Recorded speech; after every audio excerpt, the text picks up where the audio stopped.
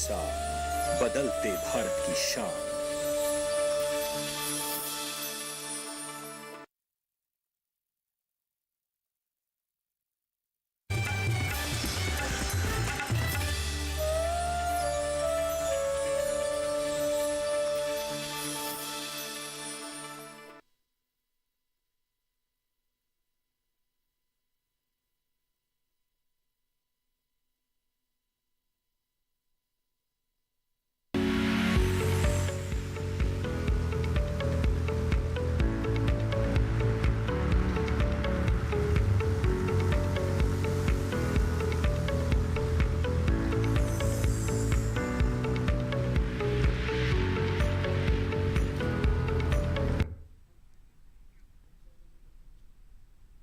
नमस्कार, आप सभी का स्वागत हेलो किसान में। मैं हूं मुकुल शर्मा। हेलो किसान कार्यक्रम में लगातार आपके लिए अलग अलग विषय लेकर हम हाजिर होते हैं और आज भी बेहद ही खास विषय लेकर हाजिर हुए हैं। आज के क्या विषय रहेंगे, आइए सबसे पहले इस पे हम नज़र डाल लेते हैं। आज आपको खासतौर से हम जानकारी देंगे कृषि यंत्रों के रखरखाव के बारे में, कैसे इनका रखरखाव आप कर सकते हैं, और साथ ही आपको बताएंगे ढैंचा, इसका हरी खाद के रूप में प्रयोग कैसे किया जाए। काफ़ी महत्वपूर्ण हरी खाद में जिसे गिना जाता है ढैंचा। तो इन दोनों विषय से संबंधित आप कुछ भी जानकारी लेना चाहते हैं, कुछ सवाल पूछना चाहते हैं, तो आप हमारे टोल फ्री नंबर पे कॉल कर सकते हैं। इसके लिए हमारे जो नंबर हैं वो आप नोट कर लीजिए। नंबर हैं 1800113060, साथ ही 1800113061। इन दोनों नंबर्स पे आप हमें कॉल कर सकते हैं और आपके सवालों के जवाब देने के लिए दो बेहद ही खास मेहमान जो हैं वो हमारे साथ आज स्टूडियो में मौजूद हैं। उनका परिचय आपसे हम करा दें। हमारे साथ मौजूद हैं डॉक्टर रऊफ अहमद परे जी। आप वैज्ञानिक हैं कृषि अभियांत्रिकी विभाग के IRI पूसा नई दिल्ली में। बहुत बहुत स्वागत आपका। और साथ ही मौजूद हैं डॉक्टर मनोज कुमार सिंह जी। आप मृदा वैज्ञानिक हैं कृषि विज्ञान केंद्र कौशाम्बी उत्तर प्रदेश में। आपका भी बहुत बहुत स्वागत डॉक्टर सिंह। तो देखिए, जैसा हमने आपको बताया कि आज पहले हम बात करेंगे कृषि यंत्रों के रखरखाव की, आधुनिकीकरण की हम बात करते हैं, आधुनिक खेती की बात करते हैं। लेकिन ये सफल तभी हो सकती है जब इसमें जो हमारे कृषि यंत्र हैं उनका रखरखाव हम सही से करें, तभी उनका सही इस्तेमाल जो है ज़ाहिर तौर पर हम कर पाएंगे। और कितना महत्वपूर्ण हो जाता है डॉक्टर रऊफ अहमद के हमारे जो किसान हैं जो कृषि यंत्रों का प्रयोग करते हैं, इस्तेमाल करते हैं, उनकी देखरेख भी वो सही से करें।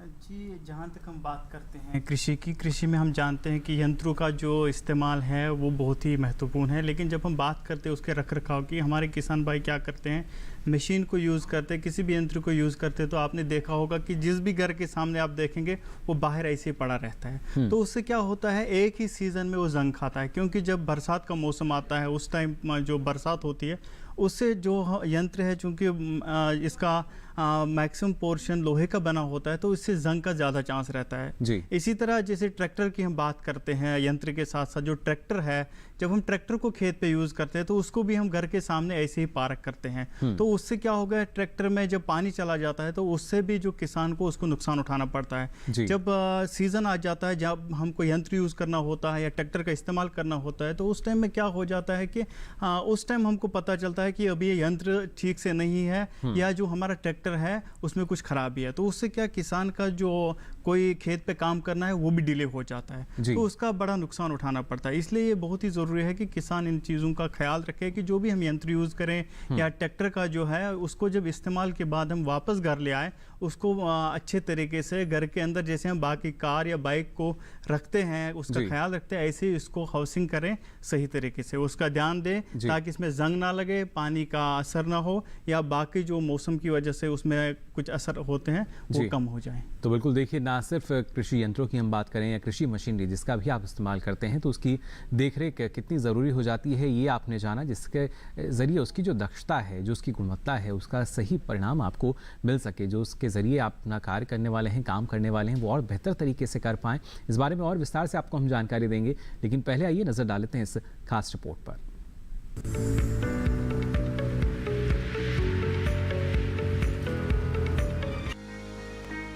कृषि यंत्रों ने खेती को काफी आसान बना दिया है। इनके इस्तेमाल से समय और श्रम दोनों की बचत होती है। मशीनों ने खेती को न सिर्फ आसान बनाया है बल्कि पैदावार और गुणवत्ता बढ़ाने में भी अहम भूमिका निभाई है। लेकिन जितना जरूरी खेती में इन कृषि यंत्रों का इस्तेमाल है, उतनी ही जरूरी है इनकी देखरेख। कृषि यंत्रों के बेहतर रखरखाव से न सिर्फ इनसे लंबे समय तक फायदा लिया जा सकता है, बल्कि यंत्र बिना किसी खराबी के लंबे समय तक चलते भी रहेंगे। इतना ही नहीं, अच्छी देखरेख से यंत्रों की कार्यक्षमता भी बढ़ जाती है। कृषि यंत्रों के रखरखाव के लिए कुछ छोटी छोटी बातों को ध्यान में रखें। रोजाना काम शुरू करने से पहले और बाद में यंत्रों की साफ सफाई करें। जरूरत पड़ने पर पानी से भी सफाई करनी चाहिए। काम करने से पहले और बाद में यंत्रों के नट बोल्ट की जांच जरूर करें। नट बोल्ट को तुरंत दुरुस्त कर दें। मशीन के घूमने वाले हिस्सों में मोबिल ऑयल और ग्रीस जरूर डालें। बरसात के दिनों में तो कृषि यंत्रों की खास देखभाल करें। यंत्रों को पानी से बचा कर रखें। कृषि यंत्रों के पास कोई ज्वलनशील पदार्थ जैसे डीजल या केरोसिन तेल न रखें। कृषि यंत्रों का इस्तेमाल दिए गए निर्देशों के अनुसार ही करें। इतना ही नहीं, इस बात का भी ध्यान रखें कि यंत्रों के उपयोगकर्ता को यंत्र चलाने का अच्छी तरह ज्ञान और उसका प्रशिक्षण हो। यंत्रों का इस्तेमाल करने के दौरान जरूरी और निर्देशित कपड़े ही पहने। साथ ही दूसरे सुरक्षात्मक साधनों जैसे पानी और रेत को काम करते समय अपने पास रखें। कुल मिलाकर बुआई से लेकर कटाई तक ज्यादातर सभी कृषि कार्यों में किसान मशीनों का उपयोग कर अपनी आमदनी को दोगुना कर रहे हैं, लेकिन इस्तेमाल के साथ साथ इनका सही रखरखाव भी करें।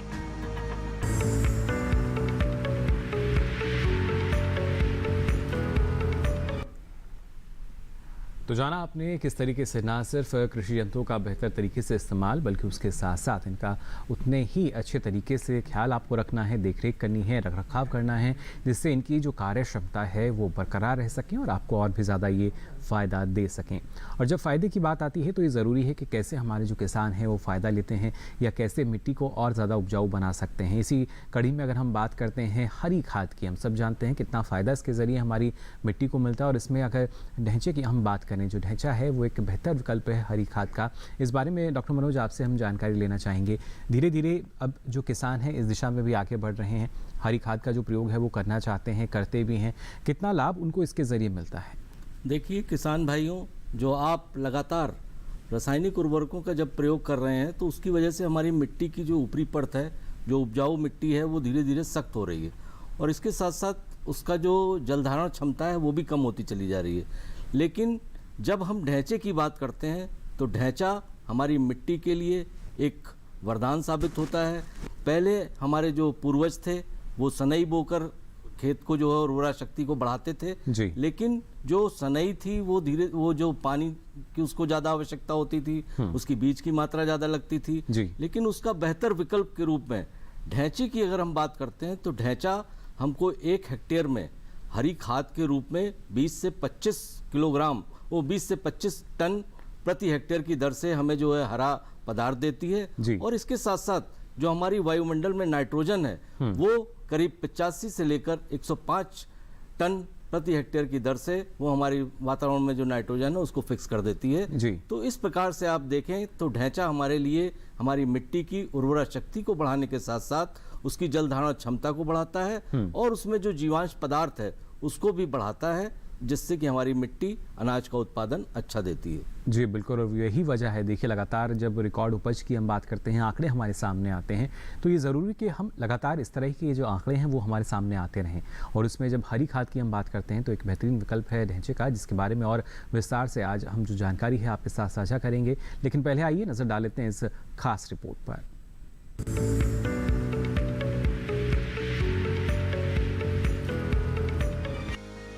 मिट्टी की उर्वरा शक्ति बढ़ाने के लिए हरी खाद का इस्तेमाल करना जरूरी है। हरी खाद के लिए आप ढांचा लगा सकते हैं। हरी खाद के लिए मई के मध्य तक ढांचा फसल की बिजाई कर लें। खरीफ में खेत खाली रखना हो तो मानसून आने पर भी ढांचा की बिजाई की जा सकती है। ढांचा की खेती करने से जमीन को काफी फायदा होता है। इस फसल की जड़ों में ऐसी गांठें होती हैं जिसमें कई तरह के बैक्टीरिया होते हैं। ये वातावरण से नाइट्रोजन खींचकर जमीन के अंदर बैठ जाते हैं। इस फसल के पौधों को बाद में मिट्टी में मिला कर दिया जाता है। इसके सहारे जमीन की उर्वरा शक्ति बढ़ जाती है। ढांचा की बुआई के लिए सामान्य भूमि में 10 से 12 किलो बीज और कल्लर भूमि में 20 किलो बीज प्रति एकड़ की दर से डालें। ज्यादा और जल्दी जमाव के लिए बीजों को रात भर पानी में भिगोकर बोना चाहिए। 100 किलो सिंगल सुपर फॉस्फेट और 16 किलो यूरिया या 35 किलो डीएपी बोने से पहले डाल दें।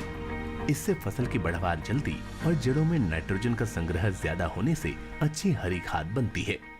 बोने के 10 से 12 दिन बाद पहली सिंचाई करें और बाद की सिंचाई 8 से 10 दिन के अंतर पर करते रहें। फिर ढैंचा को 45 से 50 दिन ज्यादा फैलाव और नरम अवस्था में जुताई करके खेत में मिला देना चाहिए। फसल पलटते समय नमी कम हो तो खेत में पानी लगाएं। इससे फसल जल्दी गल सड़कर खाद में बदल जाती है और दीमक से भी बचाव हो जाता है। ढैंचा फसल कम लागत में अच्छी हरी खाद का काम करती है। ढैंचा के इस्तेमाल से 22 से 30 किलो नाइट्रोजन प्रति एकड़ मिल जाती है। हरी खाद से भूमि में कार्बनिक पदार्थ बढ़ जाते हैं और संतुलित मात्रा में पोषक तत्व मिल जाते हैं, जिससे भूमि की उपजाऊ शक्ति बढ़ती है।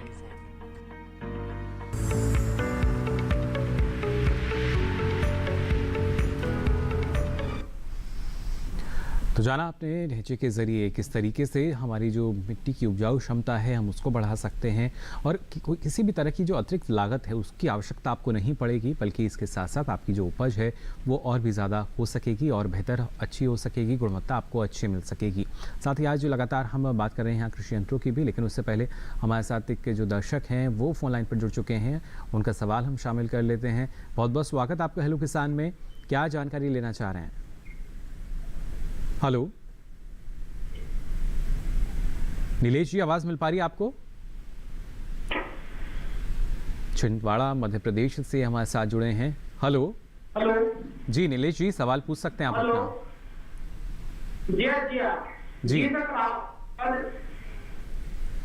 आपसे गुजारिश करना चाहेंगे अपने टीवी सेट का वॉल्यूम बंद कर दें। जी नीलेश जी।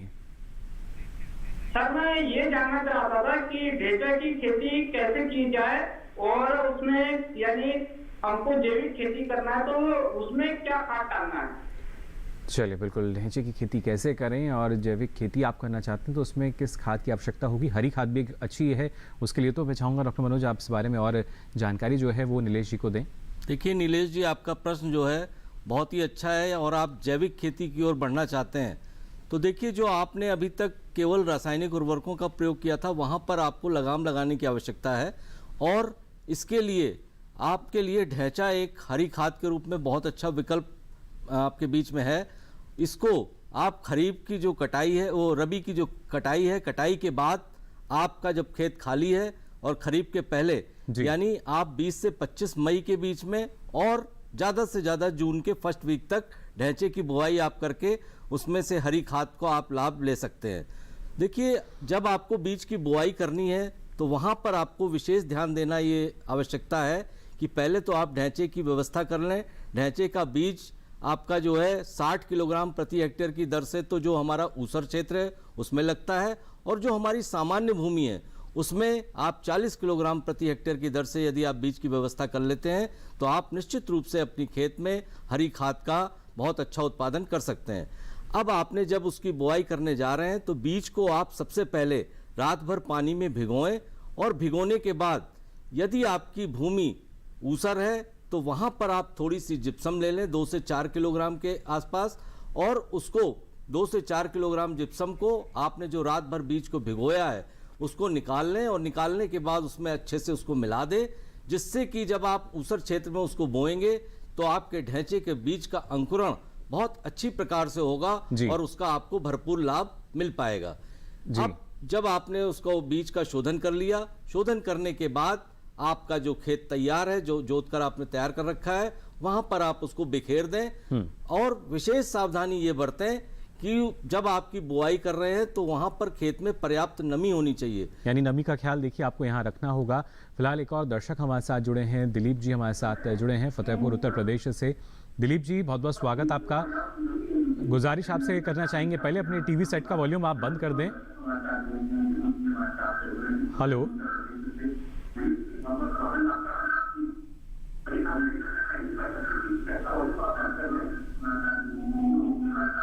दिलीप जी, आवाज मिल पा रही है आपको?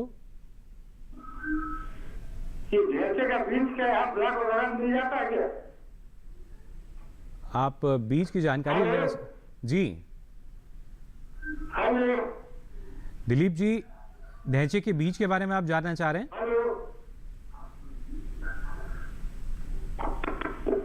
हेलो देखिए, इस तरह की समस्या आती है, इसलिए लगातार हम दर्शकों से लगातार दर्शकों से हम अपील करते हैं, जब भी आप सवाल पूछें तो अपने टीवी सेट का वॉल्यूम आप बंद रखें, जिससे आपका जो सवाल है वो हम यहाँ सही से सुन पाएँ, फिर जो हमारे विशेषज्ञ आपको जानकारी दे रहे हैं वो आप बेहतर ढंग से सुन सकें। और जैसा कि जहाँ तक हम समझ पाएँ, जानना चाह रहे हैं बीज के बारे में, जो ढैंचे का बीज है वो कहाँ से इनको उपलब्ध हो सकता है। फतेहपुर उत्तर प्रदेश से ये जानना चाह रहे हैं। और अगर 1 एकड़ क्षेत्र की हम बात करते हैं डॉक्टर मनोज, तो कितनी जो बीज दर है वो कितनी आवश्यक होगी? देखिए दिलीप कुमार तिवारी जी, जो आपने ढैंचे की बीज की व्यवस्था के बारे में कहा है, हमारी जो सरकारें हैं, चाहे वो राज्य सरकार हो चाहे केंद्र सरकार हो, इसके लिए बहुत ही प्रयत्नशील हैं कि आपकी मिट्टी की यानी आपकी मृदा की उर्वरा शक्ति बढ़े। उसके लिए ढैंचे का बीज आपके जो विकास खंड में राजकीय कृषि बीज भंडार हैं वहाँ पर पर्याप्त मात्रा में उपलब्ध हैं, आप वहाँ से ले सकते हैं। और सरकार इस पर आपको अनुदान भी दे रही है। सरकार इस पर आपको 90% अनुदान दे रही है, लेकिन आपको जो बीज की व्यवस्था करनी है वहाँ पर आपको पहले पैसा देना है। उसके बाद डीबीटी के माध्यम से आपके खाते में वो 90% अनुदान की राशि आपके खाते में आ जाएगी, आप वहाँ से बीज की व्यवस्था कर सकते हैं। बिल्कुल, तो देखिए किस तरीके से आपको बेहद ही सस्ती दर पर जो बीज है वो उपलब्ध हो सकता है। आवश्यकता है तो सारी जानकारी को जानने की और फिर इस दिशा में आगे बढ़ने की। आगे भी आपको हम जानकारी यहाँ देते रहेंगे, लेकिन फिलहाल रुक रहे हैं एक छोटे से ब्रेक के लिए। जल्द हाजिर होंगे, आप बने रहिए दूरदर्शन किसान पर।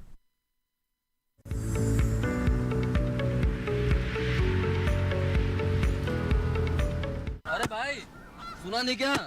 केसीसी ने किसानों का जिंदगी बदल दिया है।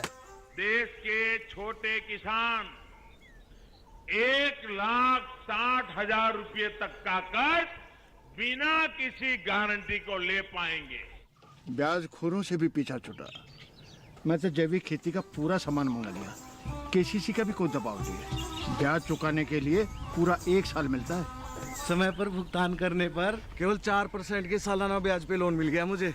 अपना आधार कार्ड, लेटेस्ट फोटो और जमीन के कागजात लेके अप्लाई करो बस। और नामांकन भरने के लिए जेब भी ढीली नहीं करनी पड़ी।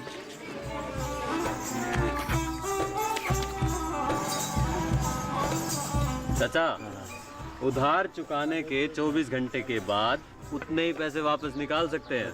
केसीसी ने किसानों की जिंदगी वाकई बदल दी है। तो आप भी किसान क्रेडिट कार्ड अपनाएं और सहजता से ऋण पाएं।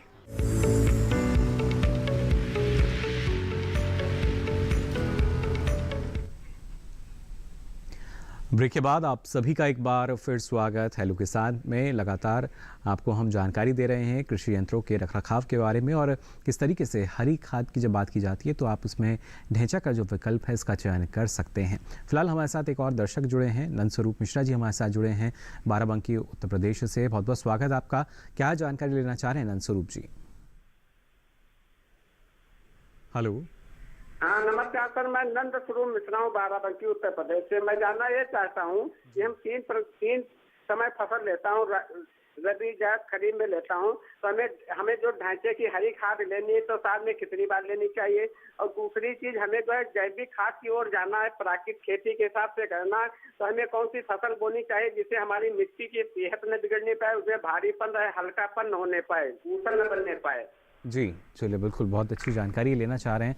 डॉक्टर मनोज, क्या जानकारी आप इनको देना चाहेंगे? देखिए नंद स्वरूप मिश्रा जी, जो आप रबी खरीफ और जायद की बात करते हैं, तो जो जायद का सीजन है वहाँ पर आप ढैंचे की बुआई कर सकते हैं। यानी रबी की जब आपने गेहूं की कटाई या सरसों की कटाई आपने कर ली, उसके बाद आपके खेत खाली हैं, उस समय आप ढैंचे की व्यवस्था करके उसकी बुआई करके उसका अधिकतम आप लाभ ले सकते हैं। लेकिन वहाँ पर आपको विशेष सावधानी ये बरतने की आवश्यकता है कि अपने ढैंचे की जो फसल बोई है उसको आप 40 से 45 दिन तक अपने खेत में खड़ी रखिए, और खड़ी रखने के बाद उसको पाटा लगा के गिरा दीजिए, और गिराने के बाद उसको कल्टीवेटर की सहायता से आप जोत दीजिए, और जोतने के बाद उसमें पानी की व्यवस्था करके उसको सड़ा दीजिए। तो आपकी मिट्टी में जो उसमें हरी पत्ती के रूप में जो आपको जीवांश है वो आपको पूरा मिलेगा। उसके साथ साथ जो सूक्ष्म जीवाणु हैं उसकी हमारे मिट्टी में वृद्धि होगी, और जो हमारी मिट्टी की जलधारण क्षमता धीरे धीरे कम हो रही है वो भी अच्छे प्रकार से होगी। और जब जलधारण क्षमता अच्छी होगी तो हमारी मिट्टी स्वस्थ होगी और उसका उत्पादन भी अच्छा होगा। दूसरा प्रश्न आपने पूछा है कि हम प्राकृतिक खेती की ओर जाना चाहते हैं, तो देखिए प्राकृतिक खेती के ओर अगर आपको जाना है तो आप ढैंचे का प्रयोग तो आपने किया ही किया, इसके साथ साथ आपकी जो देशी गाय है उसका आपको गोबर और गौमूत्र दोनों की व्यवस्था आपको करनी पड़ेगी और उसी का विकल्प आपको उसमें प्रयोग करना पड़ेगा। वहाँ पर आपको रासायनिक उर्वरक ना के बराबर देना है, तभी आप प्राकृतिक खेती करके और उसमें जो भी अनाज, फल या सब्जी उत्पादन करेंगे उसमें सारे पोषक तत्व अपने आप में परिपूर्ण हैं और उनका स्वाद भी अच्छा होगा और उत्पादन भी आपका अच्छा होगा। इसके साथ साथ मिट्टी भी आपकी स्वस्थ होगी। जी बिल्कुल, यानी आपको देखिए जीवामृत और बीजामृत के साथ आगे बढ़ना होगा इस दिशा में अगर आप प्राकृतिक खेती करना चाहते हैं तो। लेकिन यहाँ डॉक्टर रऊफ अहमद आपसे हम जानना चाहेंगे, अगर सबसे पहले हम बात करते हैं अगर जो हमारे जिन यंत्रों का इस्तेमाल होता है खेत की जुताई के लिए, उनमें किस तरह की देखरेख की जो अमूमन आवश्यकता है वो हो जाती है, क्योंकि ट्रैक्टर चलित अधिकतर यंत्र होते हैं। जो हमारे किसान भाई यंत्र यूज़ करते हैं जुताई के लिए, उसमें जो पुलो आता है या कल्टीवेटर आता है या कोई रोटावेटर आता है, सबसे पहले जिम्मेदारी है कि जो भी ये यंत्र है इसमें हम जब भी इस्तेमाल करें पहले देखें कि जो नट बोल्ट है वो पूरे टाइट है क्या, इसका ख्याल रखना पड़ेगा। क्योंकि अक्सर ऐसा होता है कि किसान भाई हमारे खेत पे लेके जाते हैं इनमें से कोई भी यंत्र और पता चलता है कि वहीं पे ख़राब हो गए और हम जानते हैं कि ये जो इसको वहाँ पे रिपेयर करने की हमारे पास फैसिलिटी नहीं रहती है, तो पूरा दिन हमारे किसान का वहीं पे चला जाता है। तो पहली जिम्मेदारी है कि जब भी हम घर से निकले कोई भी यंत्र लेके जुताई के लिए, हम देखें कि उसके पूरे नट और बोल्ट्स पूरे टाइट है कि नहीं है जी। दूसरी बात है, जब भी हम इसको घर के बाहर रखें हमेशा हमको इसको कवर करने के रखना पड़ेगा। क्योंकि क्या होता है, हमने कोई यंत्र लिया 80,000 90,000 का, तो किसान भाई उसको 2 सीज़न 3 सीज़न यूज़ करते हैं और उसका मतलब है कि जो 70,000 हमने लगाए वो सिर्फ हमने 3 सीज़न में ख़त्म कर दिए। तो इसलिए जब भी हम इस यंत्र को घर के बाहर रखें, वापस लेके आएँ, इसको हम पहले साफ़ करें और साफ़ करने के बाद इसको हम कवर करें ताकि इसमें जो जंग लगने का ख़तरा है वो ना हो। उसके साथ साथ जो हमारे रोटरी इक्विपमेंट्स रहते हैं, जैसे रोटावेटर हमारे किसान भाई यूज़ करते हैं, इसके लिए हमको खास ख्याल रखना पड़ेगा कि जो उसको मूविंग पार्ट्स है, रोटरी पार्ट्स है, इसको हमको कवर करना पड़ेगा। क्योंकि कभी कभी ऐसा होता है कि अगर ये कवर नहीं है या तो वहाँ पे टूटने का खतरा रहता है, या किसान भाई वहाँ पे जब इसको जोड़ने की कोशिश करते हैं तो वहाँ पे किसान भाई के कपड़े भी फंस जाते हैं, उससे भी अक्सर क्या होता है, नुकसान होता है। तो ये चीज़ें हमको ख्याल रखना पड़ेगा जी बिल्कुल, क्योंकि इस तरह से कई बार जो दुर्घटनाएं हैं वो भी हो जाती हैं, तो इसलिए सावधानी बरतना देखिए बेहद ज़रूरी, और उनका उसी तरह से रखरखाव रखना भी उतना ही ज़रूरी हो जाता है हर एक किसान के लिए जो अलग अलग कृषि यंत्रों का इस्तेमाल करते हैं। फिलहाल हमारे साथ एक और दर्शक हैं जो फ़ोन लाइन पर जुड़े हैं। अजय जी, बहुत बहुत स्वागत आपका, क्या जानकारी लेना चाह रहे हैं? बरेली उत्तर प्रदेश से हमारे साथ जुड़े हैं। अजय जी, आवाज़ मिल पा रही है आपको?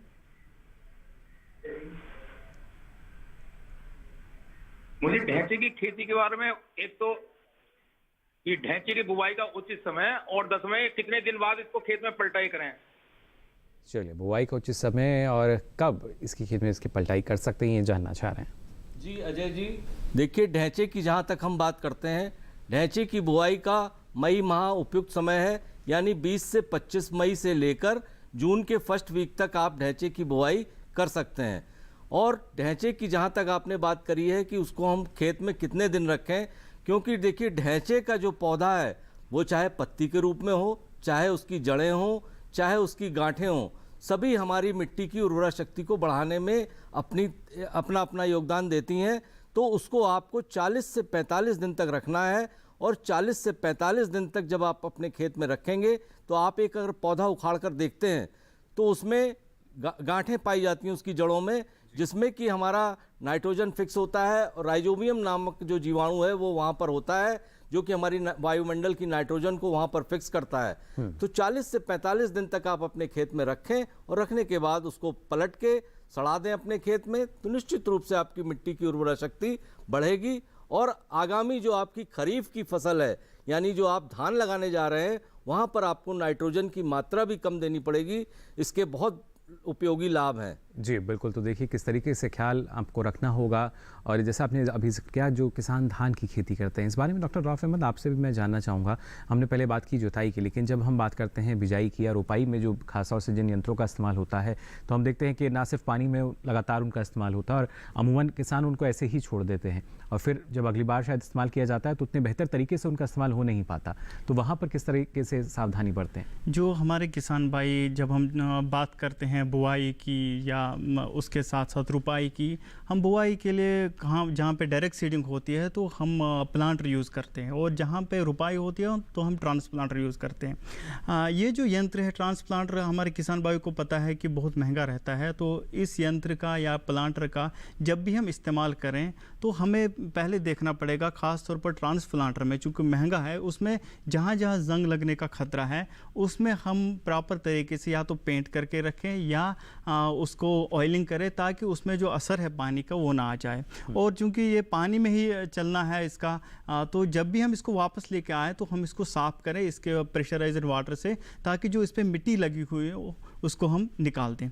उसके साथ साथ जो हम बात करते हैं प्लांटर की, तो उसमें क्या होता है, जो मीटरिंग सिस्टम होता है जहाँ से बीज गिरता है, हमारे किसान भाई अक्सर क्या करते हैं कि जब हम मशीन का इस्तेमाल करते हैं तो जो एक्सपेक्ट करते हैं कि ऐसा होना चाहिए, ऐसा होता नहीं। लेकिन क्या बात होती है कि जो मीटरिंग सिस्टम उसके अंदर रहता है, जहाँ से वो सीड को उठाता है और गिरा देता है, तो उसमें जंग लगने की वजह से कभी कभी कोई रोलर फंस जाता है, तो उससे क्या होता है वहाँ पे सीड नहीं गिरता है। तो किसान भाई सोचते हैं कि ये मशीन का इस्तेमाल करने से हमको बीच में सीड नहीं मिला, तो शायद मशीन में ही प्रॉब्लम है। लेकिन पता चलता है कि जो उसका गलत इस्तेमाल हुआ उस वजह से वो प्रॉब्लम आ गई। तो इसलिए किसान भाइयों को ये देखना पड़ेगा कि जब भी हम ऐसी मशीन इस्तेमाल करें, पहले हम देखें, एक तो उनको सही से स्टोर करें, जब भी वापस लाएं घर के अंदर कैसे रखें। उसके बाद जब हम देखें कि जो उसका खास कंपोनेंट जैसे मीटरिंग सिस्टम है हमारे यहाँ, या उसके अंदर जो पाइप रहती है, कभी कभी उसमें सीड फंस जाता है जब हम उसको इस्तेमाल करते हैं, तो हमको इस बात का ख्याल रखना पड़ेगा कि जो डिलीवरी ट्यूब है वो प्रॉपर तरीके से इंक्लाइंड है कि नहीं, उसमें बेंड तो नहीं है या कट तो नहीं लगा है।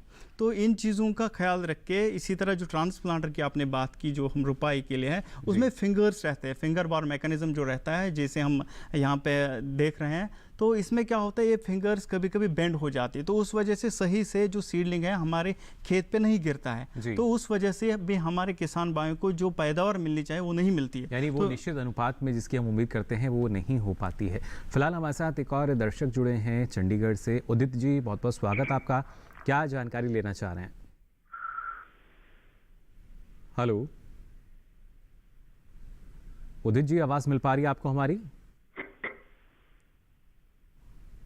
चंडीगढ़ से हमारे साथ जुड़े हैं, कोशिश हम कर रहे हैं अगर इनका सवाल हम सुन पाएँ, आवाज़ इनकी हम तक पहुंच सके तो। हेलो हेलो जी, आवाज़ मिल पा रही है आपको? हेलो, सवाल पूछ सकते हैं आप अपना। हेलो, फिलहाल संपर्क हमारा इनके साथ नहीं हो पा रहा है, कोशिश करेंगे दोबारा अगर ये हमारे साथ जुड़ते हैं तो इनका जो सवाल है उसको हम शामिल कर पाएँ। और यहाँ डॉक्टर मनोज, आपसे हम जानना चाहेंगे, समय आपने बताया या कितने दिन बाद इसकी पलटाई हम करते हैं, लेकिन क्या इसमें भी अलग अलग किस्में हैं क्षेत्र अनुसार, या जिसके ज़रिए जल्दी ही से ही जो है तैयार हो सके, कुछ इस तरह की भी इसमें अलग अलग किस्में हैं? नहीं, देखिए ढैंचे की कोई बहुत ज़्यादा किस्में नहीं है, 2 वैरायटी हैं, और जो हमारा केंद्रीय मृदा लवणता अनुसंधान संस्थान है करनाल में स्थित है जी, उसने ढैंचे की वैरायटी निकाली है।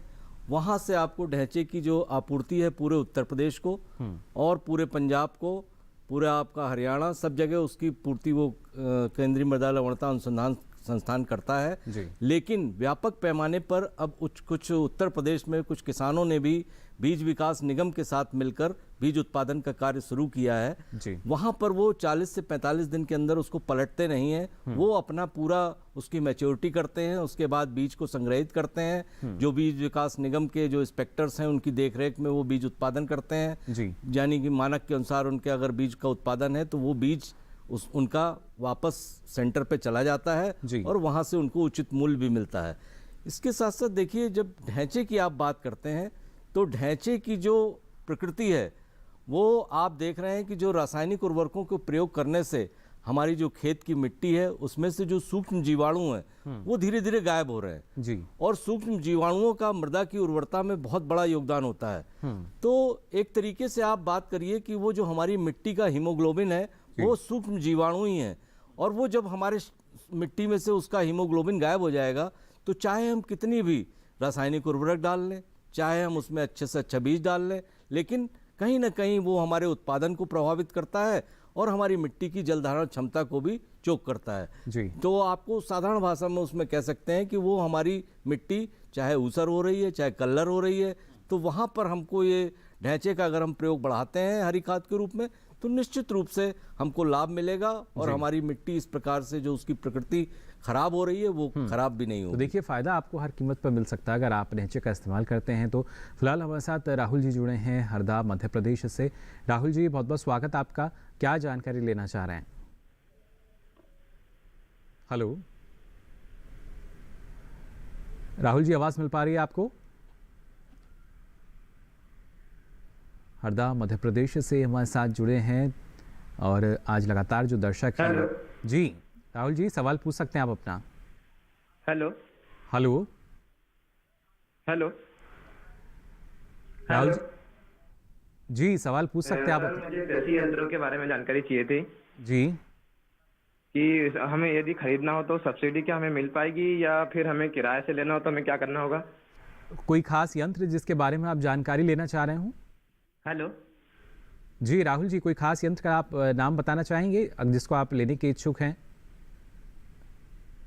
क्योंकि अलग अलग देखिए जो कृषि यंत्र हैं उन पर अनुदान की सुविधा जो है। जी सर, मुझे जैसे रोटावेटर के बारे में जानकारी चाहिए या फिर कल्टीवेटर के बारे में। चलिए बिल्कुल, डॉक्टर रऊफ अहमद रोटावेटर और कल्टीवेटर के बारे में राहुल जी जानना चाह रहे हैं कि किस तरीके से जो यंत्र हैं इनको उपलब्ध हो सकते हैं और इस पर जो अनुदान की जानकारी भी लेना चाह रहे हैं किस तरीके से मिल सकता है या आर्थिक मदद जो है इनको मिल सकती है। पहले मैं राहुल जी को बताना चाहूँगा, शायद राहुल जी हमारे मध्य प्रदेश से है जी, और मध्य प्रदेश भारत में ऐसा राज्य है कि जहाँ पे जो कस्टम हायरिंग है सबसे आगे है। कस्टम हायरिंग का सबसे ज़्यादा सेंटर्स वहाँ पे और उनका जो पैदावार में उसका जो असर हुआ है वो बहुत ही ज़्यादा है। यानी मध्य प्रदेश में कोऑपरेटिव वे में जो यंत्र है वो अवेलेबल है, किराए पे सबसे ज़्यादा यंत्र जो है वो मध्य प्रदेश में अवेलेबल। तो जो हम राहुल जी हमसे पूछ रहे हैं कि जो रोटावेटर है या कोई भी यंत्र है, पहले इनको देखना पड़ेगा जो नज़दीकी केवीके है वहाँ से इनको जानकारी मिलेगी कि जो कस्टम हायरिंग सेंटर है नज़दीक में कहाँ पे है।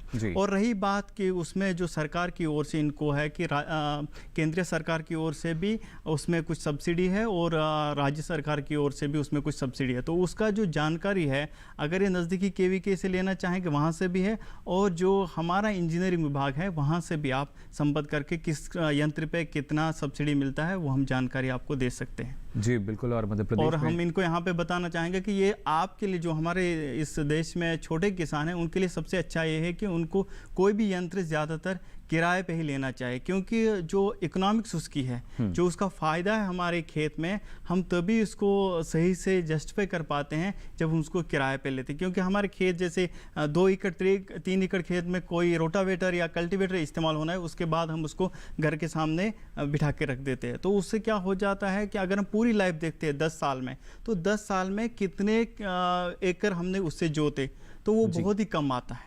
तो इसीलिए हमको किराए पे लेके जितना भी उसका इस्तेमाल के हिसाब से हम पे करें और उससे हमको क्या है कि सही वे में उसका फ़ायदा मिलेगा। बिल्कुल, तो देखिए किस तरीके से आपको सही तरीके से उसका इस्तेमाल कर सकते हैं, क्योंकि साल भर या 12 महीने की हम बात करें तो उसका इस्तेमाल आपके लिए शायद उतना आवश्यक नहीं होगा। तो आप अपनी जितनी ज़रूरत है उसके अनुसार अगर लेंगे तो आपको किराए पर भी देखिए CHC जो है वो लगातार उपलब्ध कराती है अलग अलग जो कृषि यंत्र हैं। फिलहाल हमारे साथ एक और दर्शक जुड़े हैं फ़ोनलाइन पर, बहुत बहुत स्वागत आपका हेलो किसान में। क्या जानकारी लेना चाह रहे हैं? रामशंकर महाजन जी खंडवा मध्य प्रदेश से हमारे साथ जुड़े हैं।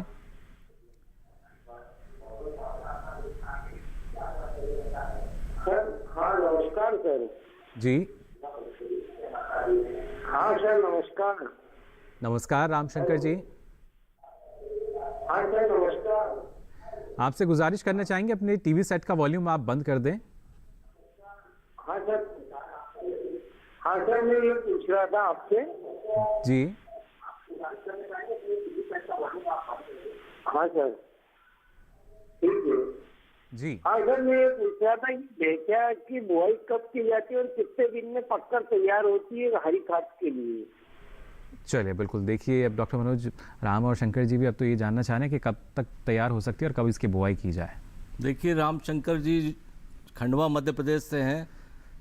पूर्व में भी जैसा कि मैंने बताया कि आपको 20 से 25 मई के बीच में ढैंचे की बुआई आपको कर देनी चाहिए और इस अवधि में यदि आप ढैंचे की बुआई कर देते हैं तो आगामी जो आपकी खरीफ में आपको धान लेना है वहाँ पर आपको पर्याप्त समय मिल जाता है। यानी 40 से 45 दिन यदि आप अपने खेत में रखते हैं और 20 से 25 मई के बीच में आप उसको बो देते हैं, तो आप जोड़ेंगे कि आप जो हमारी धान की नर्सरी तैयार है उसको हम ढैंचे को पलट कर सीधे अपने खेत में रोपाई कर सकते हैं। यानी जब आपने ढैंचे को पलटा और उसको उसमें खेत में सड़ाया, तो जितनी भी आपको कृषि क्रियाएं करनी है वो आपने पहले से कर ली, और उसके बाद जब आपने ढैंचे को पलट कर उसमें सड़ाया है तो आपको कोई उसमें कृषि कर्षण क्रियाएं नहीं करनी है। सीधे आपकी जो धान की बेहन तैयार है उसकी लाकर आपको सीधे रोपाई कर देनी है। और रोपाई करने से आपको फ़ायदा ये मिलने वाला है कि जो धान में खरपतवार जो हमारे उगते हैं वो भी हमारी ढैंचे की जो फसल है वो आपके खेत में खरपतवारों का प्रकोप भी कम करती है। अब तो कुछ किसान भाई ढैंचे की मेड़ पर बुआई करने लगे हैं, जो भी फसलें बो रहे हैं उसकी मेड़ पर ढैंचे का बीज वो छिड़क देते हैं और उससे खरपतवारों का, कीटों का प्रकोप कम होता है और इसके साथ साथ उनकी खेत की मिट्टी की उर्वरा शक्ति भी अच्छी होती है और उत्पादन भी बढ़ता है। तो देखिए, ढैंचा एक लेकिन फ़ायदे अनेक इसके ज़रिए आपको मिल सकते हैं और इसलिए ज़रूरी कि इसके बारे में सारी जानकारी जो है वो आप बेहतर ढंग से ले पाएँ। आगे भी आपको हम जानकारी यहाँ देते रहेंगे, लेकिन रुक रहे हैं एक छोटे से ब्रेक के लिए। जल्द हाजिर होंगे, आप बने रहिए दूरदर्शन किसान पर।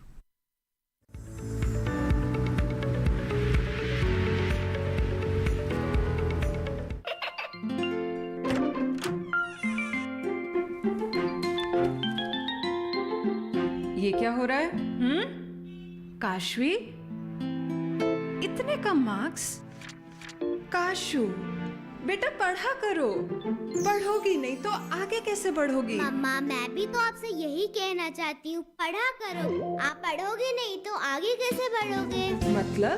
वो देखो, सिर्फ बैक पर छपा ऑर्गेनिक नहीं, ऑर्गेनिक का निशान पहचानिए। पीजीएस ऑर्गेनिक का ये लोगो उन किसानों की पहचान है जो आज भी परंपरागत विधि से रसायन मुक्त खेती कर आपके लिए शुद्ध फसल उपजा रहे हैं। अब समझे मम्मा, अगर मैं प्योर ऑर्गेनिक फूड नहीं खाऊंगी तो अच्छे मार्क्स कहाँ से लाऊंगी? अच्छा बच्चों, जैविक खेती की इस मुहिम को आगे बढ़ाइए, शुद्ध ऑर्गेनिक अपनाइए।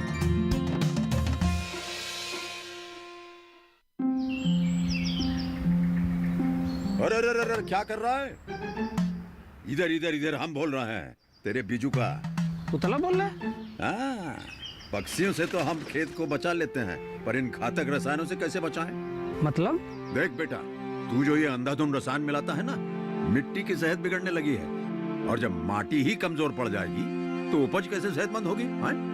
अरे पहले ऐसा नहीं था, पूछना अपने बड़े बुजुर्गों से, कैसे फसल लहलहाती थी, शुद्धता झलकती थी। हाँ, माटी भी तंदुरुस्त और लोग भी।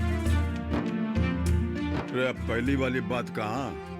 पर अब तो सब यही डाले हैं। सब नहीं, आज भी लाखों जागरूक किसान परंपरागत विधि से फसल उगा रहे हैं। खर्चा कम और उपज की कीमत भी बेहतर पा रहे हैं। ठीक है भाई, मैं भी आज से जैविक खेती शुरू करूंगा। माटी से प्रेम की परंपरा है परंपरागत खेती।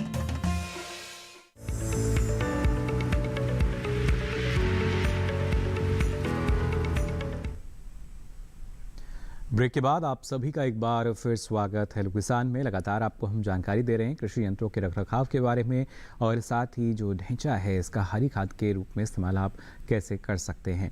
यहाँ डॉक्टर रऊफ अहमद, आपसे हम जानना चाहेंगे, अगर जो खासतौर से वो यंत्र जो कि सिंचाई में जिनका प्रयोग किया जाता है उनकी अगर बात की जाए, वहाँ किस तरह की सावधानी अपनाना ज़रूरी हो जाता है?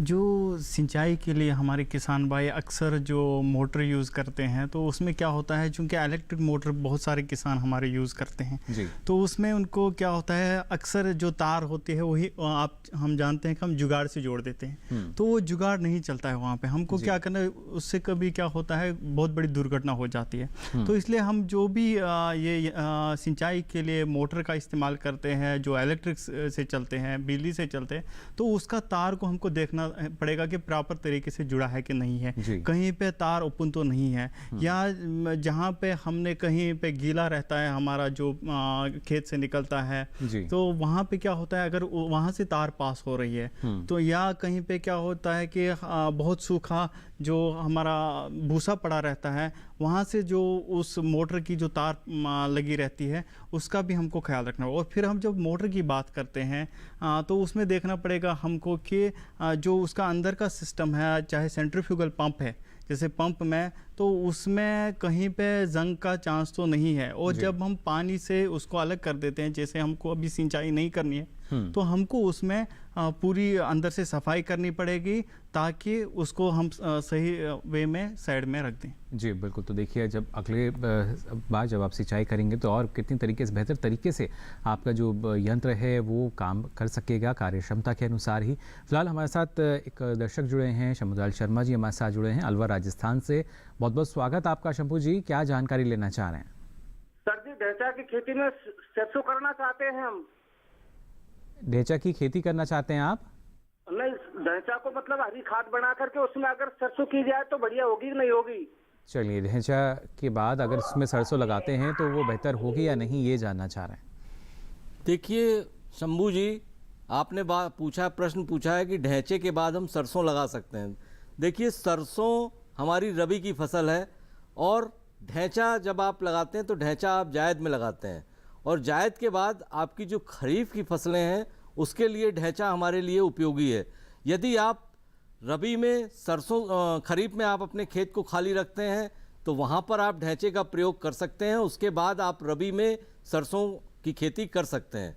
लेकिन अगर आप जायद में ढेंचे का प्रयोग कर रहे हैं तो वहाँ पर आपको रबी वाली जो भी फसलें हैं उसके लिए हमारी मिट्टी में उसका फ़ायदा ढेंचे का हमको मिलेगा। जी बिल्कुल। और साथ ही डॉक्टर मनोज, हमारा जो किसान कॉल सेंटर है उसके ज़रिए और मेल पे भी हमारे दर्शक जो अपने सवाल पूछते हैं। एक सवाल हमारे पास है आरवी सिंह जी का, रायबरेली उत्तर प्रदेश से। ये जानना चाह रहे हैं कि जो ढेंचा लगाने का सही समय है वो क्या है और कहाँ से जो अच्छा बीज है इनको उपलब्ध हो सकता है रायबरेली में, और सबसे ज़्यादा लाभ जो है, क्या वो कोई खास ऐसी फसल जिसमें ज़्यादा लाभ इनको मिल पाएगा? आरबी सिंह साहब, देखिए आपको ढेंचे की बुआई का जो उपयुक्त समय है वो 20 से 25 मई के मध्य आपको ढेंचे की बुआई अवश्य कर देनी चाहिए। और जो बीज की व्यवस्था की आप बात कर रहे हैं तो बीज की व्यवस्था के लिए आपको उप कृषि निदेशक के माध्यम से अपने जनपद में जो भी राजकीय कृषि बीज भंडार हैं वहाँ पर आपको बीज इस समय राज्य सरकार और केंद्र सरकार द्वारा अनुदानित पर्याप्त मात्रा में बीज वहाँ पर उपलब्ध हैं, और आप उसको वहाँ पर अपने आवश्यकता अनुसार ले सकते हैं, और उस पर सरकार द्वारा अनुदान भी दिया जा रहा है। उस अनुदान का भी आप लाभ लेकर अपनी मिट्टी को स्वस्थ कर सकते हैं। जी बिल्कुल। और साथ ही यहाँ डॉक्टर मनोज जानना चाहेंगे आपसे, क्योंकि कई ऐसे किसान हैं जो जायद में अलग अलग फसलें लेते हैं, तो क्या ये भी संभव है कि अगर हम ढेंचा खेत में लगा रहे हैं तो उसके साथ कोई दूसरी एक फसल जो है वो अगर अतिरिक्त फसल जो है कुछ अगर किसान लेना चाहें तो? देखिए हरी खाद के लिए यदि हम ढेंचे का प्रयोग नहीं करना चाहते हैं, ढेंचे की हमारे पास बीज की उपलब्धता नहीं हो पाई है, तो कुछ किसान भाई जो हमारे हैं उड़द है, मूंग है, लोबिया है, इनका भी प्रयोग अपने खेतों में करते हैं।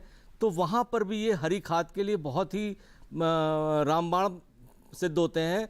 और उन उड़द, मूंग या लोबिया उसकी किसान भाइयों को जितनी तुड़ाई करनी है फलियों की, वो फलियों की तुड़ाई पर्याप्त मात्रा में कर लें जितने बार करनी है। उसके बाद जब उसके ठूंठ बचें तो उसको पाटा लगा के गिरा के कल्टीवेटर की सहायता से उसमें जोत कर पानी भर के उसको सड़ा दें। तो जो हमारी ढेंचा से हमको मिलता है हरी खाद, वो इन फसलों से भी हम हरी खाद को भी ले सकते हैं। यानी कि आपके डबल फायदे हैं कि आपको दाल की दाल मिली और दाल के बाद आपकी खेत की जो मिट्टी है उसको हरी खाद मिली, यानी उसकी मिट्टी की उर्वरा शक्ति को बढ़ाने में ये भी सहायक हैं। जी, और क्योंकि हमारी देखिए जो दलहनी फसलें हैं उनकी जड़ों में भी जो राइजोबियम है वो प्राप्त होता है, जिससे मिट्टी की उपजाऊ क्षमता जो है हमारी बढ़ती है। फिलहाल हमारे साथ एक और दर्शक जुड़े हैं महाराष्ट्र से। मोहन जी, बहुत बहुत स्वागत आपका, क्या जानकारी लेना चाह रहे हैं? हमारे यहाँ काली मिट्टी है जी। काली मिट्टी है बोला हमारे यहाँ महाराष्ट्र से जी। उसमें हम लोग अभी धान बोएंगे, उसके पहले अपने को ढेंचा लेना है वहाँ पे हरी खाद के रूप में। चलिए बिल्कुल।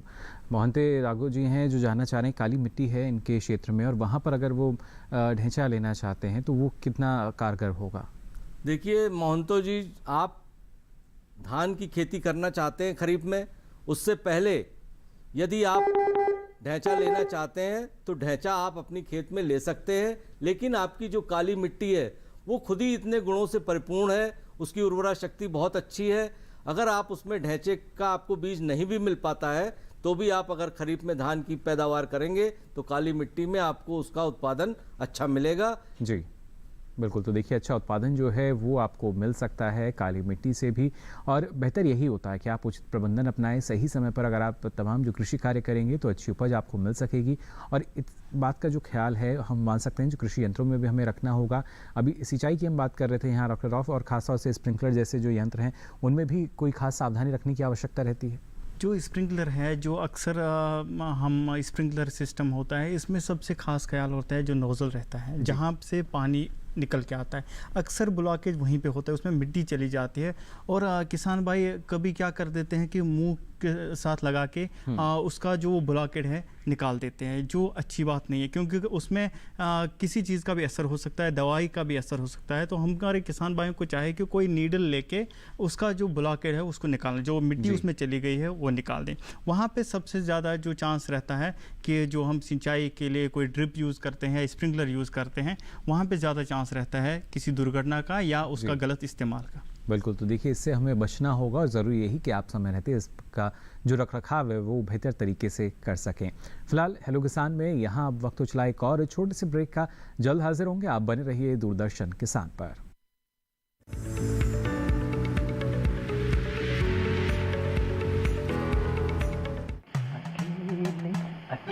अरे वाह भैया, अकेले अकेले।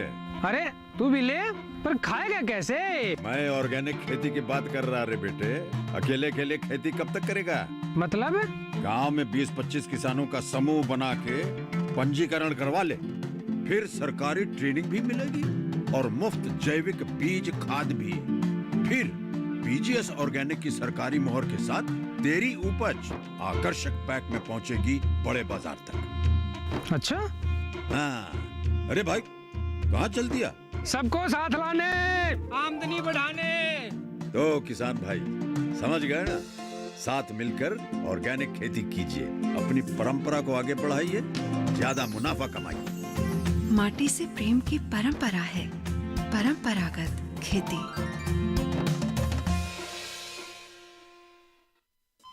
अरे सुन तो।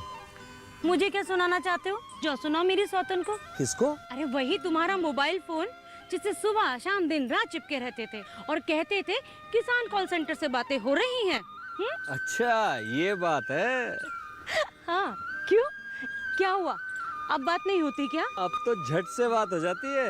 ऐसा क्या? हाँ, अब तो ज्यादा लाइनें और खास तकनीक के कारण खेती के माहिरों से तुरंत बात हो जाती है। और अगर कभी लाइन व्यस्त हो तो अपनी समस्या फोन पर रिकॉर्ड करा दो, वहाँ से फोन आ जाता है और समस्या की हल का मैसेज भी आ जाता है। ये देखो आ गया। अरे वाह, इसका मतलब इंतजार की घड़ी अब खत्म। हाँ।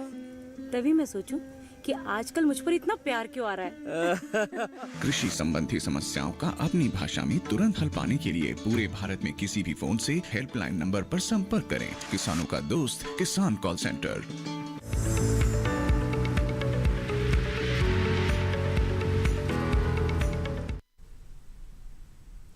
ब्रेक के बाद आप सभी का एक बार फिर स्वागत हेलो किसान में। लगातार जो दर्शक हैं वो हमारे साथ जुड़ रहे हैं अलग अलग राज्यों से। आपको बता दें फिलहाल हमारे साथ चंडीगढ़ से एक दर्शक जुड़े हैं, उदित जी। पहले इनकी जो आवाज़ है हम तक नहीं पहुंच पाई थी, लेकिन दोबारा ये हमारे साथ जुड़े हैं। उदित जी एक बार फिर आपका स्वागत हेलो किसान में। क्या जानकारी लेना चाह रहे हैं?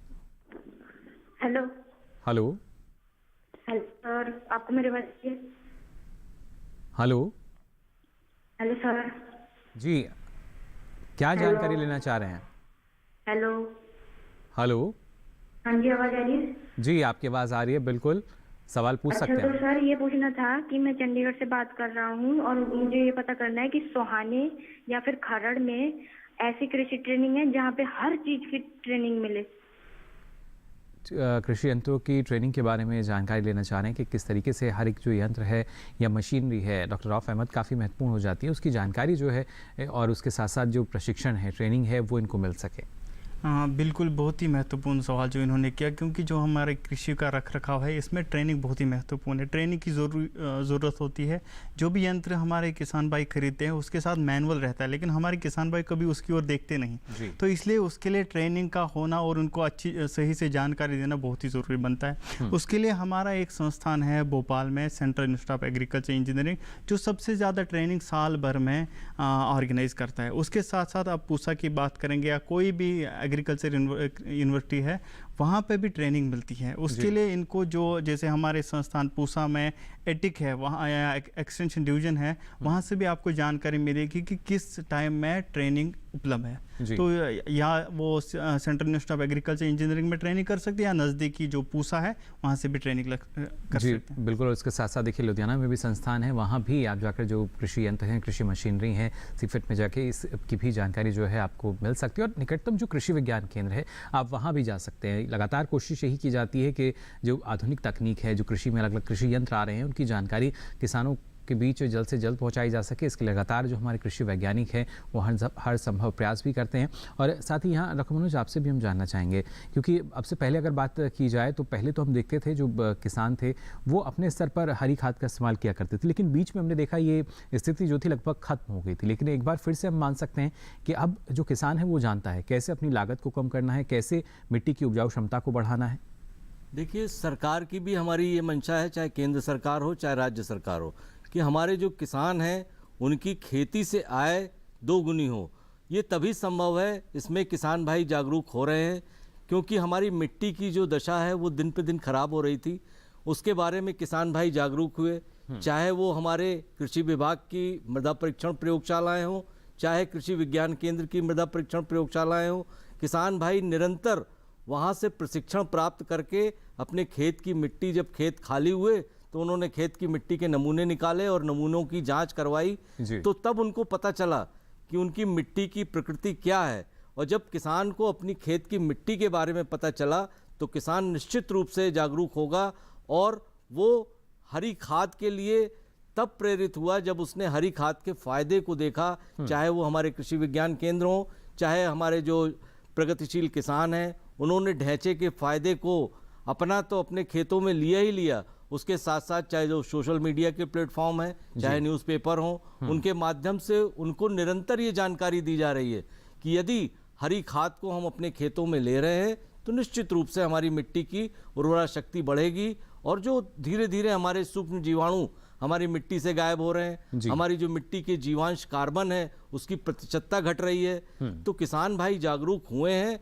और हरी खाद, गोबर की खाद जो उनके पास पर्याप्त मात्रा में है, उसको भी वो अपने खेतों में प्रयोग करने लगे हैं। रासायनिक उर्वरकों का विकल्प के रूप में हरी खाद को वो देख रहा है किसान, क्योंकि उसमें सारी चीजें, चाहे वो नाइट्रोजन हो, फास्फोरस हो, पोटास हो, चाहे वो सूक्ष्म पोषक तत्व हो, सभी उसको हरी खाद से मिल रहे हैं। तो किसान उसके प्रयोग को बढ़ावा निरंतर दे रहा है। बिल्कुल। और ना सिर्फ देखिए खेत को तो फायदा मिल ही रहा है, बल्कि इसके साथ साथ डॉक्टर मनोज अगर हम रोजगार की संभावनाओं को देखते हैं, कृषि क्षेत्र में असीमित संभावनाएं नजर आती हैं। और जो किसान ढेंचा की खेती करते हैं, जैसा आपने पहले भी बताया था, वो चाहे तो इसका जो बीज है उसको भी बेच सकते हैं बीज निगम को, या इसके साथ साथ निजी बाजार जो है अब सरकार की तरफ से ये सुविधा दे दी गई है कि आप निजी बाजार का भी रुख कर सकते हैं। तो ये भी एक काफ़ी फायदेमंद किसानों के लिए।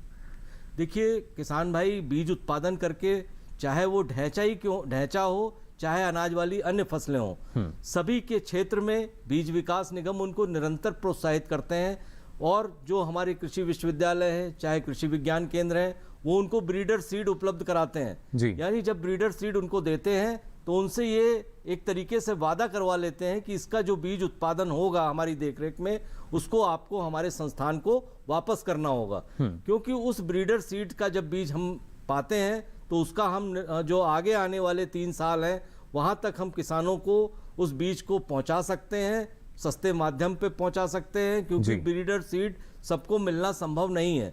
जब वो ब्रीडर सीड मिला तो उस किसान ने उसका उत्पादन किया, और उत्पादन करके जब उस संस्थान को वापस किया तो उसका व्यापक जो प्रसार हुआ और अधिक किसानों तक वो वहाँ पर लोकल स्तर पर पहुँचेगा, तो निश्चित रूप से उसको किसान को लाभ होगा और उस किसान को भी होगा जिसने वो बीज उत्पादन किया है। तो देखिए किस तरीके से रोजगार की संभावनाएं भी नज़र आती हैं, और ये ऐसी संभावनाएं कृषि यंत्रों में, कृषि मशीन में भी हैं डॉक्टर रऊफ अहमद, क्योंकि जो किसान जिस तरीके से CHC सेंटर हुए या अलग अपने तौर पर जो मशीनें दूसरों को भी पहुंचाते हैं, मुहैया कराते हैं, तो वहाँ भी ज़रूरी कि वो भी मुहैया तो कराएं उनको मशीनें, लेकिन उनकी रखरखाव भी बेहतर तरीके से करें।